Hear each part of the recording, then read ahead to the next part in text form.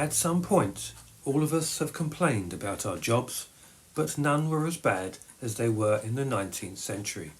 Welcome to the sewer works.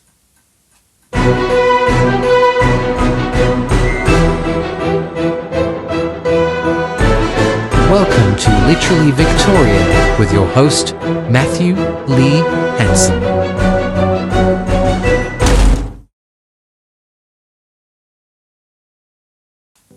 Hello and welcome back to the channel. My name is Matthew and I am very glad to be back with you once again. I hope you've all had a contented start to the new year. At least you won't have to go beneath the gaslit streets of Victorian London, where there laid another city, dark, wet and deadly. While carriages rolled above and respectable society dined by candlelight, men worked below ground in conditions few could endure. They were sewer workers, known as toshers, flushers and scavengers, and their job was to keep the city alive by wading through its filth. This was one of the most dangerous occupations of the Victorian era, and without it, London would have collapsed. By the mid-19th century, London was the largest city on earth. Over 2 million people lived packed into narrow streets, cramped housing and overcrowded tenements. Every one of them produced waste and vast quantities of it. Human waste, animal dung, rotting food, industrial runoff, all flowed into a chaotic network of open drains, cesspits and primitive sewers. Before modern sanitation, the sewer was not a hidden system. It was a desperate improvisation, and someone had to go down there.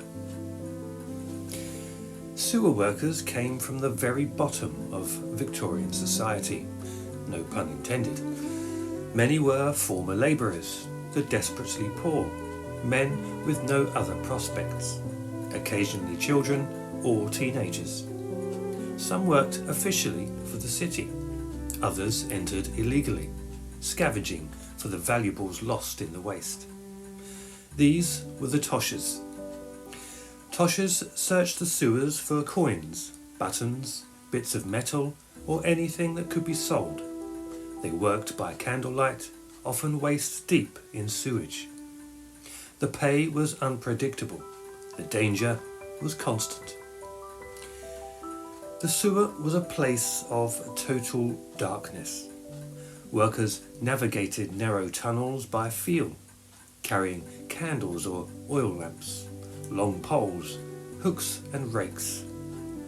The sewage itself was thick and slow moving, a foul mixture of human waste, animal remains, chemicals and refuse. But the greatest danger was invisible. Toxic gases built up underground, methane, hydrogen sulfide, carbon dioxide. A single spark could cause an explosion. A single breath could knock a man unconscious. Many workers collapsed without warning and drowned where they fell. But one of the most terrifying aspects of sewer work was how quickly it could turn fatal. A man could enter the sewer in good health and be dead minutes later.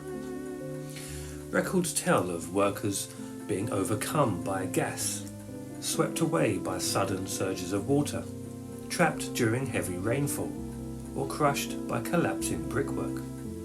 Rescue was rare.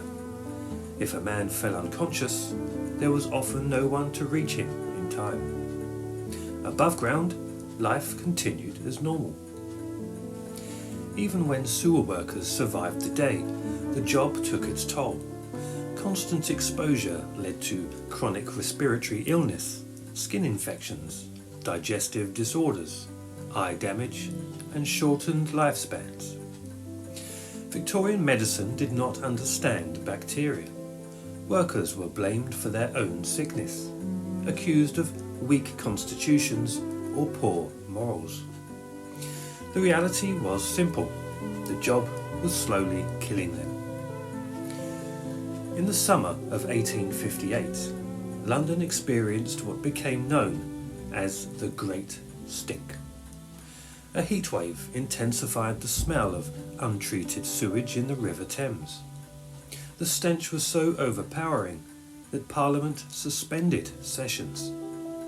Suddenly, what sewer workers had endured for years became impossible to ignore.